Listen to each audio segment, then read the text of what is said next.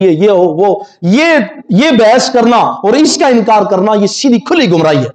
اہل سنت علیہ اسلام کا عقیدہ ہے کہ رسول اللہ صلی اللہ علیہ وسلم کو اللہ نے معراج عطا فرمائی، مسجد حرام سے مسجد اقصی تشریف لے گئے، انبیاء کی جماعت فرمائی، انبیاء نے مدد کی اور 50 نمازوں سے 5 ہوئیں، موسیٰ نے مدد کی۔ اور رسول اللہ فرماتے ہیں میں احمر وادی کے قریب سے گزرا تو میں نے دیکھا کہ موسیٰ اپنی قبر میں یصلی کے لفظ سے کہ اپنی قبر میں نماز پڑھ رہے ہیں، لیکن علماء نے بعض نے کہا کہ نماز نہیں، کھڑے ہو کر رسول پہ درود پڑھ رہے تھے، محبوب کی آمد پر خوشی منا رہے تھے۔ بہرحال مختصر یہ آخری بات کہ اہل سنت اہل اسلام کا یہ موقف ہے، مسجد حرام سے مسجد اقصی تک یہ سفر قرآنی ہے، اس کا انکار کرنا کفر ہے، اس کی آگے کی جو منازل طے پائیں محبوب خدا نے اس کا انکار کرنا کھلی گمراہی ہے۔ اس کے علاوہ کوئی عقیدہ رکھتا ہے اس کے علاوہ تو وہ کچھ بھی ہو سکتا ہے، سنی کہلانے کا حقدار نہیں ہو سکتا۔ وآخر دعوانا الحمدللہ۔